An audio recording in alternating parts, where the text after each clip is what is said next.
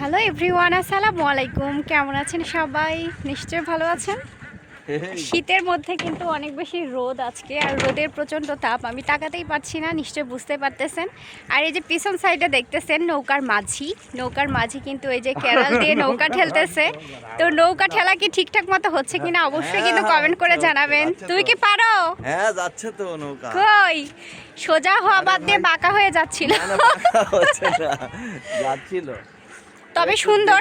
তাই আমাদের এই খেয়াঘাটটা কিন্তু অনেক বেশি সুন্দর, আর এখানে কিন্তু প্রত্যেকটা দিনই অনেক লোকজন পারাপার হয় আর কি, অনেক জায়গা থেকে এদিক দিয়ে লোকজন পারাপার হয়। আর চারপাশটাও কিন্তু অনেক বেশি সুন্দর। এখন আসলে এই যে এই ক্যারাল ঠেলে এই নৌকা চালানো এখন কিন্তু নেই বললেই চলে, বেশিরভাগ শ্যালো মেশিনেই নৌকাটা যায়। এটাতেও শ্যালো মেশিন উঠাইছে, বাট এখন ওই যে ক্যারাল দিয়ে ঠেলতেছে, খুব সুন্দর লাগছে। আর চারপাশের দৃশ্যটাও কিন্তু মাশাআল্লাহ অনেক বেশি সুন্দর।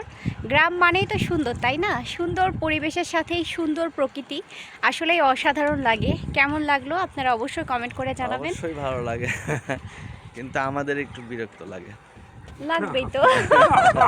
যদি একটা ব্রিজ থাকতো না এখানে, তাহলে আরো বেশি ভালো লাগতো, তাই না? তাড়াতাড়ি চলে যেতে পারতাম। নৌকা পারাপার একটু মানে বিরক্তিকরই মনে হয়। তো ঠিক আছে, টাটা।